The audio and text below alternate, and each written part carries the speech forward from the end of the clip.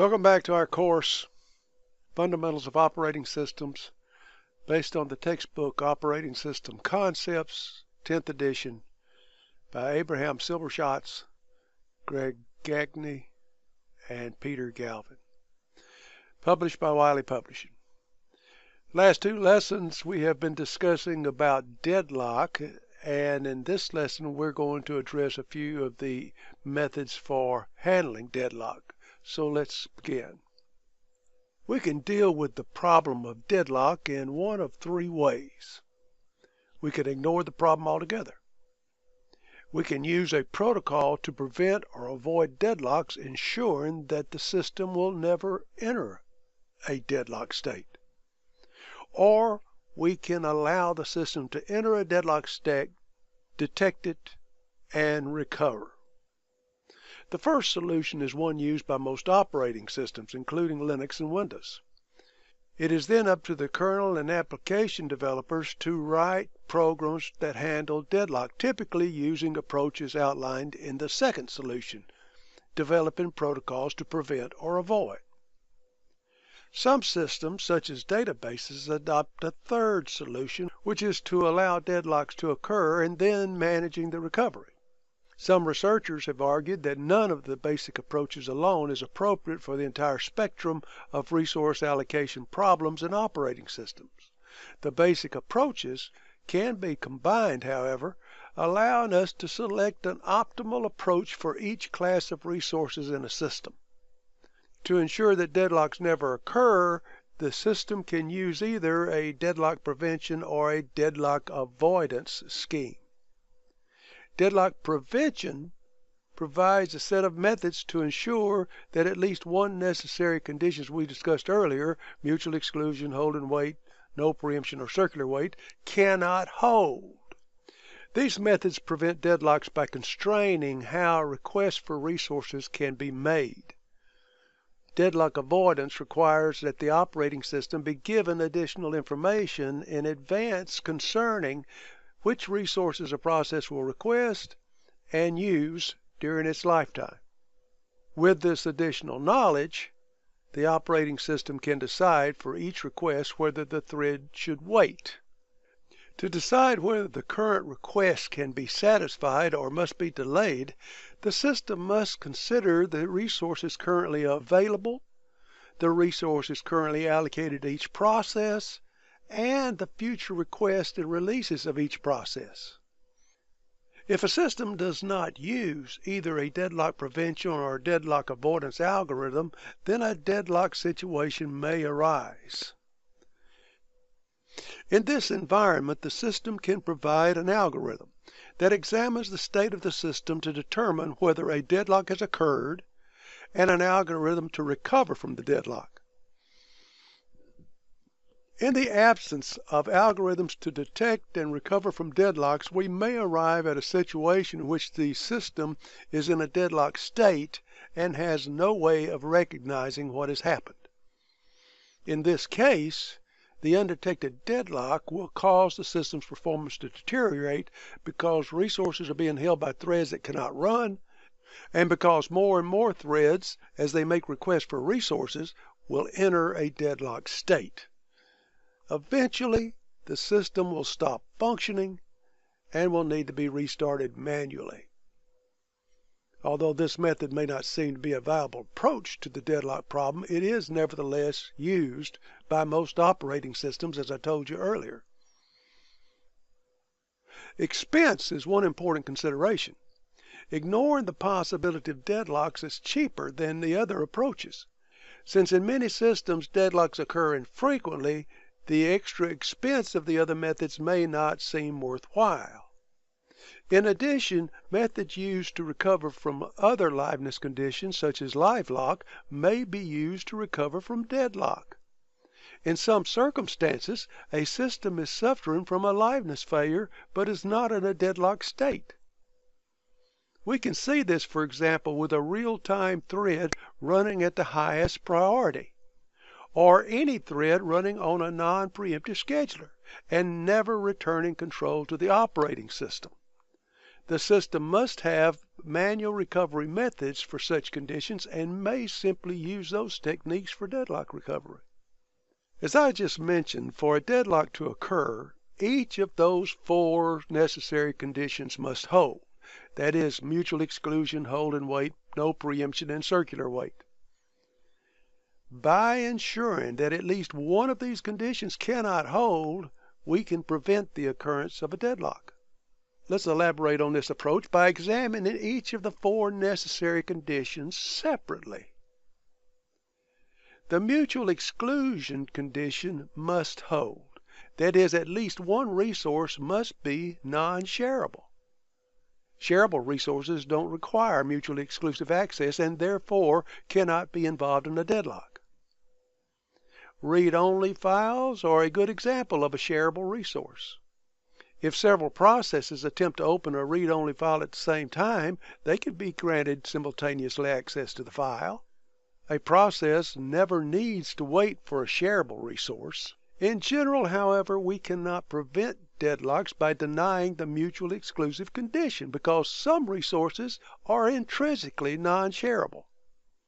For example, a mutex lock simply cannot be shared by several processes.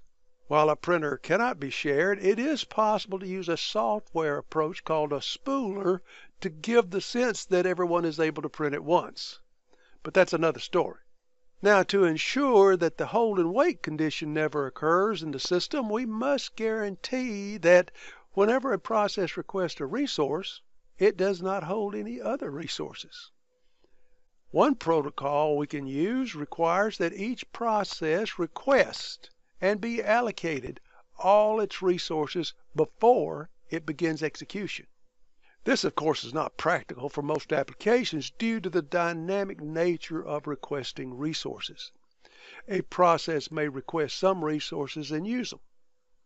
Before it requests any other additional resources, it must first release all the resources that it is currently allocated. Both of these protocols have 2 main disadvantages. The first disadvantage is that resource utilization may be low, since resources may be allocated but unused for a long period of time. For example, a process may be allocated a mutex lock for its entire execution, yet only require that lock for a short period. The second disadvantage is that starvation is possible. A thread that needs several popular resources may have to wait indefinitely because at least one of the resources that it needs is allocated to some other thread. A thread that needs several popular resources may have to wait indefinitely because at least one of the resources that it needs is always allocated to some other thread. The third necessary condition for deadlocks is that there be no preemption of resources that have already been allocated. To ensure that this condition does not hold, we can use the following protocol. If a process is holding some resources and requests another resource that cannot be immediately allocated to it, that is, the process must wait, then all resources the process is currently holding are preempted. In other words, these resources are implicitly released. The preempted resources are added to the list of resources for which the process is waiting. The process will be restarted only when it can regain its old resources as well as the new ones that it is requesting. Alternatively, if a process requests some resources, we must first check whether they're available. If they are, we allocate them. If they are not, we check whether they are allocated to some other process that is waiting for additional resources. If so, we preempt the desired resources from the waiting process and allocate them to the requesting process. If the resources are neither available nor held by a waiting process, the requesting process has to wait. While it's waiting, some of its resources may be preempted, but only if another process requests them. A process can be restarted only when it has allocated the new resources it's requesting and recovers any resources that were preempted while it was waiting. This protocol is often applied to resources whose state can be easily saved and restored later, such as CPU registers and database transactions. it cannot generally be applied to such resources as mutex locks or semaphores, precisely the type of resources where deadlocks most commonly occur.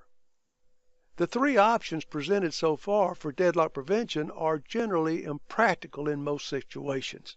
However, the fourth and final condition for deadlock, the circular wait condition, presents an opportunity for a solution by preventing one of the necessary conditions. One way to ensure that this condition never holds is to impose a total ordering of all resource types and to require that each process request resources in an increasing order of enumeration. Let's say we have a set of resource types. We assign each resource type a unique integer number, which allows us to compare two resources and determine whether one precedes the other in ordering.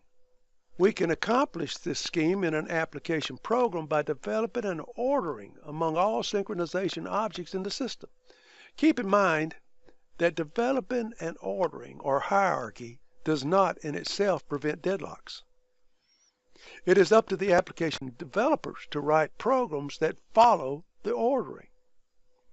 However, establishing a lock ordering can be difficult, especially on a system with hundreds or even thousands of locks.